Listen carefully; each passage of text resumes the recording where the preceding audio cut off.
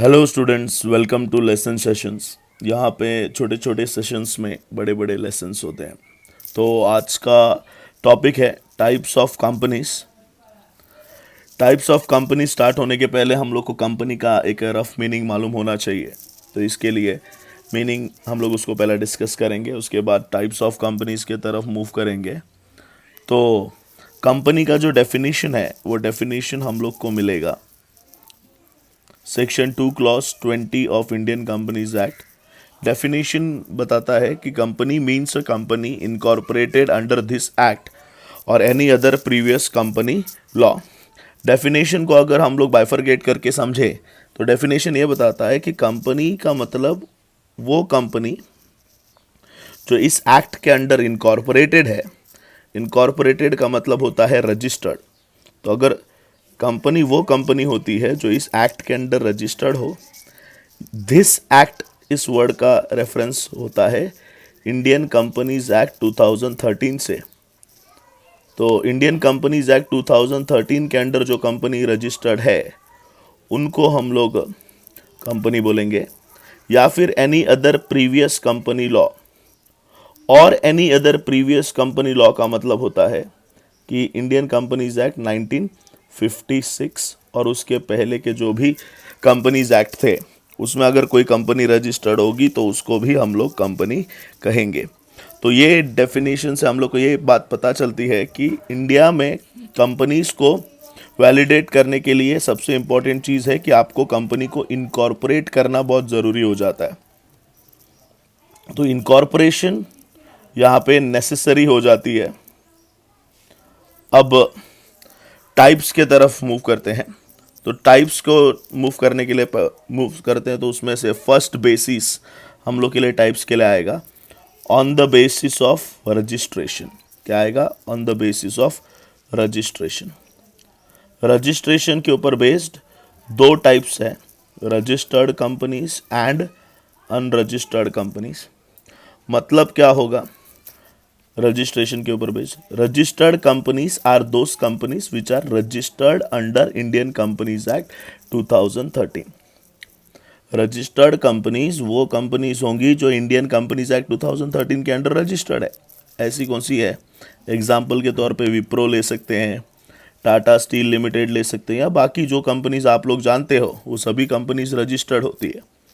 Unregistered companies means जो Indian companies act 2013 के under registered नहीं है, तो उनको अनरजिस्टर्ड बोलेंगे। उनको एक्चुअली ऐसा कोई टाइप नहीं है। हम कह सकते हैं कि इंडिया में रजिस्ट्रेशन इज़ कंपलसरी। तो अगर आप रजिस्टर्ड नहीं करते हो तो आपके ग्रुप को इलीगल एसोसिएशन बोला जाता है। क्या बोला जाएगा?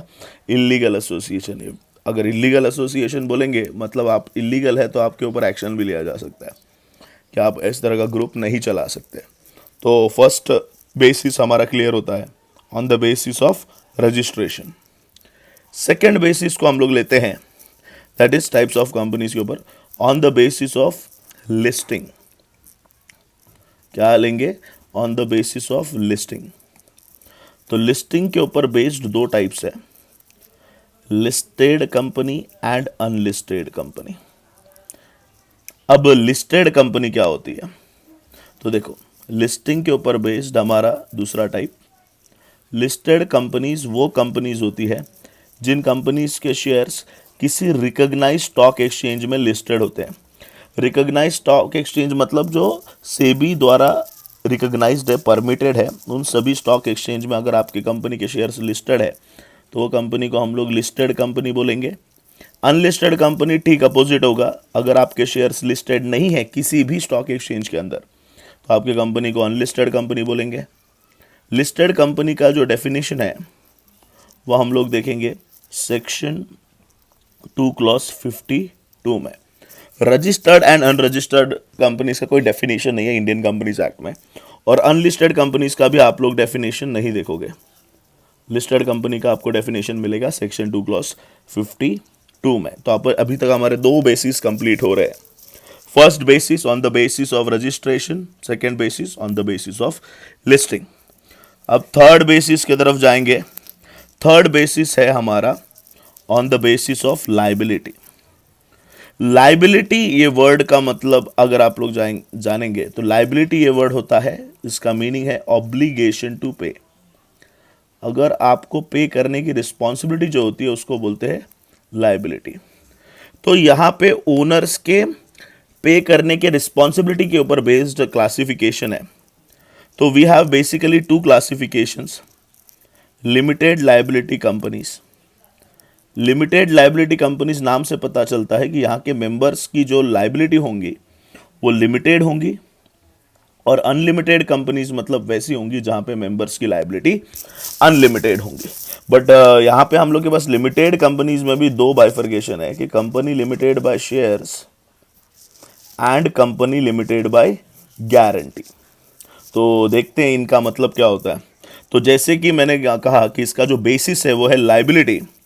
तो ऑन द बेसिस ऑफ अगर हम लोग लाइबिलिटी देखें तो फर्स्ट हम लोग ने टाइप देखा लिमिटेड लाइबिलिटी कंपनीज। तो मैंने कहा कि ये कंपनीज के मेंबर्स की लाइबिलिटी क्या रहेगी, लिमिटेड रहेगी। लिमिटेड मतलब उनको एक लिमिट तक पेमेंट करना होगा, उससे ज़्यादा नहीं। एक लिमिट बताया जाएगा कि कंपनी के बंद होने के वक्त अगर आपकी कंपनी का कोई कर्जा बढ़ जाता है तो उसमें से आपको इतना एक लिमिट तक पे करना होगा। तो उसमें फर्स्ट टाइप आता है कंपनी लिमिटेड बाय शेयर्स। तो कंपनी लिमिटेड बाय शेयर्स की बात करें तो ऐसी कंपनी जहां पे मेंबर्स की लायबिलिटी जो रहेगी वो लिमिटेड तो रहेगी, क्योंकि लिमिटेड लायबिलिटी में आता है। बस कितनी लिमिटेड रहेगी, up to unpaid value of shares. Up to unpaid value of shares का मतलब उन्होंने जो शेयर्स परचेस किए हैं उन शेयर्स पे जितना पैसा पेंडिंग होगा, जितना पैसा देना बाकी होगा, अनपेड होगा, उतना ही उनका लायबिलिटी होगा।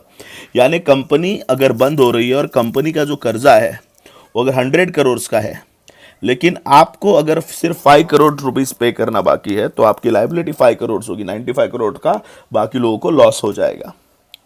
कंपनी लिमिटेड बाय गारंटी में क्या होगा, कंपनी लिमिटेड बाय गारंटी में मेंबर्स की लायबिलिटी तो लिमिटेड है, देखो नाम से पता चल रहा है कंपनी लिमिटेड बाय गारंटी। तो कंपनी लिमिटेड बाय गारंटी में भी सेम सिचुएशन रहेगी, बस द डिफरेंस इज कि यहाँ पे जो मेंबर्स होते हैं वो मेंबर्स गारंटी लेते हैं एक पर्टिकुलर अमाउंट की, जब कंपनी बनाते हैं उसी दौरान। मतलब when you form incorporate your company the members promise एक गारंटी अमाउंट का प्रॉमिस करते हैं कि हम इतनी अमाउंट की गारंटी लेंगे, कंपनी बंद होगी तो हम लोगों से इतना अमाउंट आप लोग लेकर जा सकते हैं। उस तरह की कंपनी को कंपनी लिमिटेड बाय गारंटी होते हैं।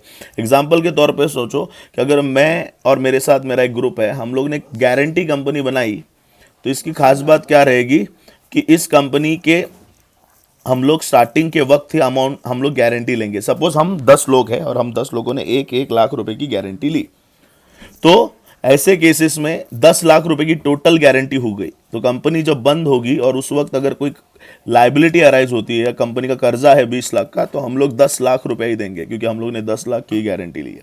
10 लाख रुपए का जिसने भी लोन दिया उसको लॉस होगा। तो उस तरह की कंपनी को बोलते हैं कंपनी लिमिटेड बाय गारंटी। उसके बाद सेकेंड वन आता है अनलिमिटेड कंपनीज, जो बेसिस ऑफ लायबिलिटी का सेकंड अनलिमिटेड, उसके बारे में डिस्कस हुआ। लिमिटेड लायबिलिटी कंपनीज में दो टाइप्स है, कंपनी लिमिटेड बाय शेयर्स और company limited by guarantee. Company limited by shares जो है उनका अगर हम लोग डेफिनेशन का सेक्शन देखेंगे तो डेफिनेशन उनका आप लोग पाओगे सेक्शन 2 क्लॉज 22 में, और कंपनी लिमिटेड बाय गारंटी का डेफिनेशन का सेक्शन 2 क्लॉज 21 में, और अनलिमिटेड कंपनीज में देखेंगे सेक्शन 2 क्लॉज 92 में।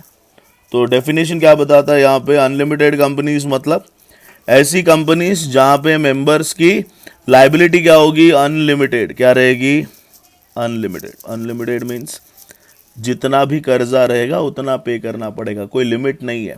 जब तक मेंबर इनसॉल्वेंट नहीं होता तब तक मेंबर को पे करना पड़ेगा। तो कंपनी का लायबिलिटी अगर 200 करोड़ का है तो आपको 200 करोड़ पे करना है। कंपनी का लायबिलिटी 50 करोड़ का है तो 50 करोड़ पे करना पड़ेगा। लायबिलिटी इज अनलिमिटेड, कोई लिमिट नहीं है। लिमिटेड वालों को एक लिमिट होता है कि इतना ही उनको पैसा देना है।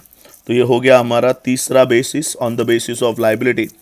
उसके बाद हमारा फोर्थ बेसिस आता है, that is on the basis of membership.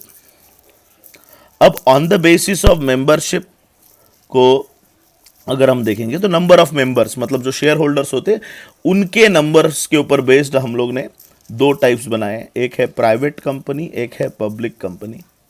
Then और बाइफर्गेशन है, प्राइवेट कंपनी में दो टाइप्स आते हैं, एक आती है स्मॉल कंपनी और एक आती है वन पर्सन कंपनी। अब पहले देखेंगे on the basis of membership की बात हो रही है तो पब्लिक कंपनी क्या है। तो पब्लिक कंपनी एक ऐसी कंपनी है, डेफिनेशन एकदम इजी है, सेक्शन 2 क्लॉज 71 में डेफिनेशन है। क्या बता रहा है definition? A company which is not a private company, ऐसी कंपनी जो प्राइवेट कंपनी नहीं है उसको हम लोग पब्लिक कंपनी बोलेंगे। तो फिर सबसे इंपॉर्टेंट आता है कि सर प्राइवेट कंपनी क्या है। तो प्राइवेट कंपनी का बहुत इलाबोरेटिव डेफिनेशन है, डेफिनेशन आप लोग को मिलेगा सेक्शन 2 क्लॉज 68 में। डेफिनेशन क्या बताता है कि एक ऐसी कंपनी जिसका मिनिमम पेड अप कैपिटल मतलब जितना शेयर होल्डर्स ने अमाउंट पे करके रखा हुआ है उसको पेड अप कैपिटल बोला जाता है। तो ऐसी कंपनी जिसका minimum paid up capital as may be prescribed होगा। एज में बी प्रेस्क्राइब्ड का मतलब क्या है? एज में बी प्रेस्क्राइब्ड मतलब जितना दिया है उतना। प्रेस्क्राइब कौन करेगा? प्रेस्क्राइब्ड बाय सेंट्रल गवर्नमेंट, मतलब सेंट्रल गवर्नमेंट आपको बताएगा कि आपकी कंपनी का कम से कम पेड अप कैपिटल कितना होना चाहिए। लेकिन फिलहाल के तौर पे अब तक कोई भी प्रेस्क्राइब्ड कैपिटल नहीं दिया गया है। पहले दिया हुआ था जो 5 लाख और 2 लाख हुआ करता था पब्लिक और प्राइवेट कंपनीज के लिए, लेकिन अभी वो लिमिट हटाकर अभी बोला गया कि हमने अब तक प्रेस्क्राइब नहीं किया तो आप कंपनी बना दो, पेड अप कैपिटल का कोई लिमिटेशन नहीं है। लेकिन इस कंपनीज के आर्टिकल्स ऑफ एसोसिएशन में कुछ शर्तों के बारे में बताया है कि अगर आप वो कंपनी बनाते हैं तो उसका आर्टिकल्स ऑफ एसोसिएशन में पहली शर्त ये होगी कि restriction on transferability of shares. Private company का शेयर होल्डर अपने शेयर्स को नॉर्मली ट्रांसफर नहीं कर सकता। नॉर्मली ट्रांसफर नहीं कर सकता मतलब रिस्ट्रिक्शन है, शर्तें हैं। ट्रांसफर कर सकते हो लेकिन कुछ एक शर्त पूरी करने के बाद ट्रांसफर कर सकते हो। तो ये पहला शर्त हो गया। सेकेंड शर्त ये बोला गया है कि लिमिट्स मैक्सिमम नंबर टू 200। यहां पे जो मेंबर्स है वो ज्यादा से ज्यादा मैक्सिमम कितने होंगे? 200। मतलब प्राइवेट कंपनी का पहला शर्त है कि आपके आर्टिकल्स में एक रूल होगा कि आपके मेंबर्स जो शेयर्स है वो डायरेक्टली बेच नहीं पाएंगे, कुछ शर्तें पूरी करनी पड़ेंगी। सेकेंड है कि आपके मैक्सिमम नंबर ऑफ मेंबर्स 200 होंगे। और लेकिन ये जो 200 वाला रूल है ये 1 पर्सन कंपनी पे अप्लाई नहीं होता है। वो क्यों नहीं होता? जब हम 1% अभी स्टार्ट करेंगे तब आपको ये क्लियर हो जाएगा। और भी शर्तें हैं। प्राइवेट कंपनी में क्या होता है कि जो जॉइंट शेयर होल्डर्स होते हैं, यानी 2 या 2 से ज़्यादा लोग अगर मिलके शेयर्स होल्ड करते हैं तो प्राइवेट कंपनी को उनको एक शेयर होल्डर ऐसा ट्रीट किया जाता है। मतलब जब हम लोग काउंट करते हैं ना कि हमारे पास मैक्सिमम 200 शेयर होल्डर्स होने चाहिए, तो उस वक्त अगर कोई 2 लोग मिलकर शेयर्स होल्ड कर रहे हैं तो हम उनको एक शेयर होल्डर ऐसा काउंट करेंगे। सेकेंड, अगर प्राइवेट कंपनी ने अपने एम्प्लॉइज को एम्प्लॉय स्टॉक ऑप्शन स्कीम के थ्रू कोई शेयर्स ऑफर किए गए होते हैं, तो होता क्या है कि एम्प्लॉयज को मोटिवेट करने के लिए कंपनीज एक एम्प्लॉय स्टॉक ऑप्शन लेकर आता है, जहां पे वो अपने एम्प्लॉयज को अपने एग्जिस्टिंग शेयर्स देते हैं। मतलब कि आप अगर अच्छे से काम करोगे तो आपको हम लोग इतने शेयर्स देंगे। तो अगर आपकी कंपनी, प्राइवेट कंपनी ने अपने एम्प्लॉयज को कोई शेयर्स दिया है तो उसे शेयर्स देने से वो शेयर होल्डर तो हो जाएगा। अगर आप उनको 200 के काउंट में काउंट करोगे तो फिर बाहर से कैपिटल लाने को प्रॉब्लम हो जाएगा। दैट्स व्हाई अगर एक्स एम्प्लॉइज हो या एम्प्लॉइज हो, अगर आपके कंपनी ने जब वो तुम्हारे इधर काम कर रहे थे उस दौरान उनको शेयर्स दिए थे तो वो शेयर होल्डर तो बन जाएंगे। लेकिन जब हम लोग देखते हैं ना कि मैक्सिमम 200 मेंबर्स होते हैं तो उन 200 मेंबर्स में इनको काउंट नहीं किया जाएगा। और सबसे यूनिक फीचर जो इसमें प्राइवेट कंपनी का होता है वो है कि prohibition to invite general public to subscribe shares. आप जनरल पब्लिक को इनवाइट नहीं कर सकते आपके कंपनी के शेयर्स खरीदने के लिए। मतलब आप जनता को शेयर्स ऑफर नहीं कर सकते हैं, आप जान पहचान वाले लोगों को शेयर्स ऑफर कर सकते हैं। आप जनरल पब्लिक को एडवर्टाइज करके बोल नहीं सकते कि हमारी कंपनी के शेयर्स खरीदो। तो ये सारे फीचर्स प्राइवेट कंपनी के होते हैं। तो इससे हमको क्या पता चलता है कि पब्लिक कंपनी बोलता है कि पब्लिक कंपनी एक ऐसी कंपनी जो प्राइवेट नहीं है। मतलब क्या, पब्लिक कंपनी में वो सारे फीचर्स है जो प्राइवेट कंपनी में नॉट अलाउड है। तो जैसे प्राइवेट कंपनी में रिस्ट्रिक्शन है ट्रांसफर बिल, आप शेयर्स डायरेक्टली किसी को बेच नहीं सकते। पब्लिक कंपनी के शेयर्स आप फ्रीली बेच सकते हो। अगर आप लोग देखोगे तो प्राइवेट कंपनी, और एक अलग क्या बात थी कि आप जनरल पब्लिक से शेयर्स बेच नहीं सकते। पब्लिक कंपनी में आप जनरल का पब्लिक को शेयर्स बेच सकते हैं। तो ये अलग होता है पब्लिक एंड प्राइवेट। ओके, तो डिस्टिंक्टिव पॉइंट्स अगर हम दोनों में देखेंगे पब्लिक एंड प्राइवेट में, तो मेंबर वाइज है। अगर आपको प्राइवेट कंपनी चालू करनी है तो मिनिमम 2 मेंबर्स लगेंगे, मैक्सिमम 200 है जो अपन ने पढ़ा है। अगर पब्लिक चालू करोगे तो मिनिमम 3 लगेंगे, मैक्सिमम का कोई लिमिट नहीं है। पब्लिक कंपनी और प्राइवेट कंपनी के डायरेक्टर्स की बात करेंगे तो पब्लिक कंपनी में मिनिमम 3 डायरेक्टर्स होते हैं, प्राइवेट कंपनी में मिनिमम 2 डायरेक्टर्स होते हैं, और दोनों कंपनीज में मैक्सिमम 15 है। एक्चुअली 15 वाला रूल ऐसा है कि 15 डायरेक्टर्स तक आप विदाउट परमिशन रख सकते हैं, लेकिन 15 के ऊपर अगर आपको डायरेक्टर्स को अपॉइंट करना है तो आपको शेयर होल्डर्स को पूछना पड़ेगा और उसके लिए आपको स्पेशल रेजोल्यूशन पास करना पड़ेगा, और 15 के ऊपर डायरेक्टर्स को आप अपॉइंट कर सकते हैं। अब ये कंपनीज के नाम के बाद एक सफिक्स यूज होता है। वो सफिक्स क्या है? प्राइवेट लिमिटेड कंपनी के नाम के, प्राइवेट कंपनी के नाम के आगे प्राइवेट लिमिटेड ये वर्ड यूज होता है, एंड पब्लिक कंपनी के नाम के बाद लिमिटेड ये वर्ड यूज होता है। अब लिमिटेड को आप शॉर्ट फॉर्म में एलटीडी लिख सकते हैं, प्राइवेट लिमिटेड को पीवीटी एलटीडी लिख सकते हैं। ओके, तो ये हो गया। अब सवाल ये होता है कि हम लोग ने देखा कि प्राइवेट कंपनीज के भी 2 टाइप्स है। प्राइवेट कंपनी के 2 टाइप्स में कौन सा आता है? एक आता है स्मॉल कंपनी और second one is 1 person company. अब स्मॉल कंपनी क्या होती है? तो स्मॉल कंपनी का डेफिनेशन सेक्शन 2 क्लॉज 85 में मिला है, और ये डेफिनेशन क्या बताता है कि देखो प्राइवेट कंपनी की टाइप है, तो ये क्या दिमाग में याद रखना कि स्मॉल कंपनी सारी प्राइवेट होंगी, कोई भी पब्लिक नहीं होंगी। बस याद रहे एक ऐसी प्राइवेट कंपनी जिसका maximum paid up capital 50 lakh होगा, मतलब ज्यादा से ज्यादा पब्लिक से जो आपने पैसा लिया है, जो आपको पैसे मिले हैं, वो 50 लाख होने चाहिए, 50 लाख से ज्यादा नहीं। तो उसको हम बोलेंगे, या फिर और जिसका मैक्सिमम टर्नओवर जो है वो 2 करोड़ का होना चाहिए, तो उसको स्मॉल कंपनी बोलेंगे। तो आप लोग सोचते रहेंगे फिर ये नीचे 2 लिमिट्स लिखे वो क्या है? तो सेंट्रल गवर्नमेंट ने क्या बोला है कि ये जो लिमिट है कि 50 लाख रुपए तक आपका मैक्सिमम पेड अप कैपिटल होना चाहिए या टर्नओवर 2 करोड़ तक होना चाहिए, ये लिमिट है ना, central government time to time revise कर सकता है, मतलब उसको चेंज कर सकता है। लेकिन वो चेंज करेगा भी तभी पेड अप कैपिटल का मैक्सिमम 10 करोड़ से ज्यादा चेंज नहीं करेगा, और टर्नओवर को मैक्सिमम 100 करोड़ से ज्यादा चेंज नहीं करेगा, क्योंकि ये मैक्सिमम है जो सेंट्रल गवर्नमेंट बढ़ा के आपको बता सकता है। ओके, पहले इसमें अमेंडमेंट आया, एक्चुअली इसके पहले ये 50 लाख और 5 करोड़ और 2 करोड़ और 20 करोड़ ऐसा कोई कॉन्सेप्ट हुआ करता था, अभी वो चेंज होके नंबर चेंज हो गया है। अब सेकेंड टाइप आता है 1 पर्सन कंपनी। 1 पर्सन कंपनी क्या होती है? 1 पर्सन कंपनी का डेफिनेशन सेक्शन 2 क्लॉज 62 में है। डेफिनेशन बोलता है company which has only 1 member. पहली बात मैंने बोला ये प्राइवेट कंपनी का टाइप होता है, इससे आपको समझ में आता है कि सारी 1 person companies are private companies, जिसमें एक ही मेंबर होगा। जिसमें कितना मेंबर होगा? Only 1 person. लेकिन इस कंपनीज की खास बात क्या होती है कि इन कंपनीज में जो मेंबर होता है उसको एक नॉमिनेशन भरना होता है कि इनकेस उसकी डेथ या इंसॉल्वेंसी या वो इनकैपेसिटी होता है परफॉर्म करने के लिए, तो उसके जगह पे कौन आएगा उसका नाम आपको पहले से बताना होता है, मतलब यू हैव टू नॉमिनेट। इसके बारे में 1 पर्सन कंपनी के बारे में एक डिटेल्ड वीडियो हम लोग आपको नेक्स्ट वीडियोस में आपको मिलेगा। फिलहाल आप इतना समझ लो कि 1 पर्सन कंपनी एक ऐसी कंपनी है जिसमें मेंबर एक ही पर्सन होगा और वो प्राइवेट कंपनी होगी, और इसकी ये कंपनीज को अपने नाम के आगे 1 पर्सन लिखना होता है। प्राइवेट है तो नाम के आगे पहले प्राइवेट लिमिटेड लिखेंगे, प्राइवेट लिमिटेड लिखने के बाद फिर आगे 1 पर्सन लिखेंगे, जिससे लोगों को समझने में आसान हो कि ये प्राइवेट कंपनी है और ये 1 पर्सन कंपनी है। नहीं तो दोनों प्राइवेट लिमिटेड लिखेंगे तो हम लोग को आइडेंटिफाई करने में मुश्किल हो जाएगी।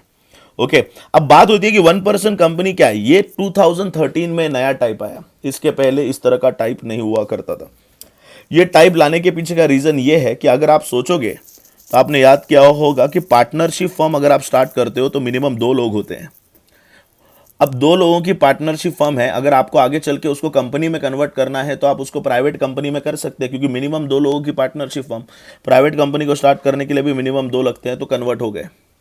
लेकिन अगर किसी का सोल प्रोप्राइटरशिप है, जिसके पास अकेले का सिंगल मैन बिजनेस है और उसको अगर कंपनी में कन्वर्ट करना है, तो 1956 के एक्ट में ऐसा कोई प्रोविजन नहीं था कि वो एक सिंगल ओनर अपने बिजनेस को कंपनी फॉर्मेट में कन्वर्ट करे। लेकिन 2013 के एक्ट में ये प्रोविजन हुआ, जिसमें इन लोगों ने अलाउ कर दिया कि आपको 1 पर्सन कंपनी यानी एक सिंगल सोल प्रोप्राइटर अगर आगे चल के कंपनी फॉर्मेट का फायदा लेना चाहता है तो वो ले सकता है। ओके, तो ये हो गया हमारा और basis. On the basis of membership हम लोग ने कवर कर ली। उसके बाद आते हैं on the basis of control. Control मतलब आपकी ऑर्गेनाइजेशन पे जिसका होल्ड होता है उसके ऊपर बेस्ड टाइप्स दिए गए। तो देखो, on the basis of control की बात करें तो 3 टाइप्स है: holding company, subsidiary company and associate company. क्या है? Holding company, subsidiary company and associate company. तो ये बेसिस पे, कंट्रोल के बेसिस पे 3 टाइप्स आ रही है। तो उसमें पहली बात करते हैं होल्डिंग कंपनी की, जो कंट्रोल के बेस पे आ रहा है। होल्डिंग कंपनी क्या होती है? एक ऐसी कंपनी जो किसी दूसरे कंपनी के 50% से ज़्यादा का शेयर्स होल्ड करती है, तो उस कंपनी को होल्डिंग कंपनी कहा जाता है। क्या बोला? एक ऐसी कंपनी जो 50% से ज़्यादा शेयर्स अगर किसी दूसरे कंपनी के होल्ड करती है तो उसको होल्डिंग कंपनी कहा जाएगा। तो सब्सिडरी कंपनी क्या होती है? सब्सिडरी कंपनी ऐसी कंपनी होती है जिसके 50% शेयर्स किसी और कंपनी ने होल्ड किए होते हैं। तो सब्सिडरी कंपनी को समझना होगा कि जिस कंपनी के शेयर्स अगर किसी और कंपनी ने 50% से ज़्यादा होल्ड किए तो आपकी कंपनी को सब्सिडरी बोला जाएगा उस दूसरे कंपनी की। तो holding and subsidiary are inter related. Example मैं आप लोग को देना चाहता हूं। सपोज गली लिमिटेड एक कंपनी है और एक दूसरी कंपनी है डिवाइन लिमिटेड। अब डिवाइन लिमिटेड का टोटल शेयर्स है 100 करोड़ के। गली लिमिटेड ने डिवाइन लिमिटेड के 60 करोड़ के शेयर्स होल्ड किए। Holds 60 crore of divine. तो अगर 100 करोड़ के 60 करोड़ मतलब मोर देन 50%, 60% होल्ड करता है गली लिमिटेड। तो डिवाइन लिमिटेड को बोला जाएगा सब्सिडरी कंपनी। क्या बोला जाएगा? Subsidiary company. और गली लिमिटेड को बोला जाएगा होल्डिंग कंपनी। क्या बोला जाएगा? Holding company. तो आप लोग समझ लो कि होल्डिंग कंपनीज का कंट्रोल होता है सब्सिडरी कंपनी पे। अब मैंने इसको एकदम शॉर्ट फॉर्म में बताया है। अगर कंपनीज एक्ट 2013 में अगर आप सब्सिडरी कंपनी का बात करोगे तो वहां पे बोला जाता है कि अगर आप किसी कंपनी के ऊपर कंट्रोल लाते हो, डायरेक्टली या इनडायरेक्ट। कंट्रोल मतलब क्या? हाफ से ज्यादा कैपिटल आपके पास हो, या उस कंपनी के डायरेक्टर्स को आप पूरी तरह से निकाल सकते हो, या उस कंपनी के डायरेक्टर्स को पूरी तरह सभी को चेंज कर सकते हो। ये पावर अगर आपके कंपनी के पास है तो आप होल्डिंग कंपनी माने जाओगे और आपकी कंपनी को सब्सिडरी कंपनी बोला जाएगा। इसका मैं एक बेस्ट एग्जांपल आपको दूंगा। आप लोग प्रैक्टिकल लाइफ में चेक करना। आप लोगों ने वोक्सवैगन कंपनी करके देखा रहेगा ऑटोमोबाइल इंडस्ट्री में। आपने ऑडी भी कंपनी देखा रहेगा, बुगाटी कंपनी देखा रहेगा। तो देखो, वोक्सवैगन वैसे अगर आप देखोगे अवेयरनेस पॉइंट ऑफ व्यू से उसके ज्यादा नंबर ऑफ कार्स हम लोग को नहीं दिखाई देती, लेकिन ऑडी नाम सुनेगा तो आप लोग को भले ही कस्टमर नहीं है लेकिन ब्रांड रिकॉग्निशन है, लोग इस पर्टिकुलर कंपनी को जानते हैं। आप अगर देखोगे तो Audi is the subsidiary company of Volkswagen. सबसे ज्यादा बड़े बड़े ब्रांड्स का ओनरशिप होल्ड करने वाली कंपनी वोक्सवैगन है। वो बहुत सारी कंपनीज की होल्डिंग कंपनी है। होल्डिंग कंपनी यानी उनके शेयर्स को वो होल्ड करती है 50% से ज्यादा। अब तीसरा टाइप आता है जिसको हम लोग ने बोला एसोसिएट कंपनी। अब ये एसोसिएट कंपनीज क्या होती है? एसोसिएट कंपनीज जो होती है ना, वो कंपनीज को बोला जाता है कि ऐसी कंपनीज जिनका आपकी कंपनी 20% से ज्यादा शेयर्स होल्ड करती है और 50% से कम। यानी आपकी कंपनी अगर किसी दूसरे कंपनी के 20% से ज्यादा शेयर्स होल्ड कर रही है लेकिन 50% से कम शेयर्स होल्ड कर रही है, तो वो कंपनी आपके लिए एसोसिएट कंपनी हुई। क्या हुई? Associate company. 50% से कम क्यों बोला? क्योंकि 50% से ज्यादा अगर आप किसी कंपनी के होल्ड कर रहे हो तो आप उसके होल्डिंग बन जाओगे और वो कंपनी आपकी सब्सिडरी बन जाएगी। तो कोई कंपनी आपकी एसोसिएट कब बनती है? जब आप उस कंपनी के 20% से ज्यादा बट 50% से कम शेयर होल्ड करते हो। ऐसी कंपनीज को क्या बोला जाता है? Associate company. एक्चुअली आप लोगों को हमारा एक और वीडियो देख लेना चाहिए, जिस वीडियो जो हमारे चैनल पे आपको मिलेगा, जो जहां पे मैं कवर करूंगा होल्डिंग कंपनी, सब्सिडरी कंपनी और एसोसिएट कंपनी, ये तीनों को डिटेल में। ओके, तो आगे देखते हैं हम लोग इसके और टाइप्स की तरफ जाते हैं। तो पहला, हाँ, और एक बात आपको बतानी रहेगी कि इन सभी का सेक्शन नंबर क्या है। Holding company section 2 clause 46, subsidiary company section 2 clause 87 and associate company section 2 clause 6। अभी ये जो on the basis of control है, इसके ऊपर तो आपको एक डिटेल्ड वीडियो मिलना चाहिए, क्योंकि होल्डिंग, सब्सिडरी और एसोसिएट कंपनी को लेकर काफी डिटेल्ड बातें हम लोग को जाननी पड़ेंगी। और एक इंपॉर्टेंट हम लोग ने देखा कि 1% कंपनी। तो बेसिकली हमारा जो अगला वीडियो होगा, उस वीडियो में मैं देखो कुछ टाइप्स ऑफ कंपनीज जो हमारी यहां पे अभी आज के वीडियो में रहती है, वो अगले वीडियो में हम कवर करेंगे। उसमें से कौन सी, देखो अदर टाइप्स का एक हेडिंग हम आपके सामने मैंने रखा हुआ है। उसमें फॉरेन कंपनी आता है, गवर्नमेंट कंपनी आता है, डोरमेंट कंपनी आता है, प्रोड्यूसर कंपनी आता है एंड सेक्शन 8 कंपनीज आता है। तो ये 5 कंपनीज और 1% कंपनी की कुछ इंपॉर्टेंट बातें, प्लस हम लोग नेक्स्ट लेक्चर में ट्राई करेंगे कि हम हमको कंट्रोल भी करें। लेकिन ये कंफर्म रहेगा कि आपको नेक्स्ट लेक्चर्स में अदर टाइप्स ऑफ कंपनीज को मैं डिटेल में करा दूं, जो 5 है हमारी बची। तो आज के सेशन में हम लोगों ने जो क्लासिफिकेशन या जो टाइप्स देखा, वो ये है कि on the basis of registration, on the basis of listing, on the basis of liability, on the basis of control and on the basis of membership. Okay, sections number मैंने हर एक इसके आगे लिखे हुए हैं। तो thank you so much for watching. मैं विक्रांत जामगेकर आज के लेक्चर को कंप्लीट करता हूँ। लाइक कीजिए इस वीडियो को अगर आपको अच्छा लगे, सब्सक्राइब कीजिए, या फिर आप बेल आइकन भी क्लिक कर सकते हैं ताकि आपको हमारे चैनल के लेटेस्ट वीडियोस मिलते रहे। Thank you.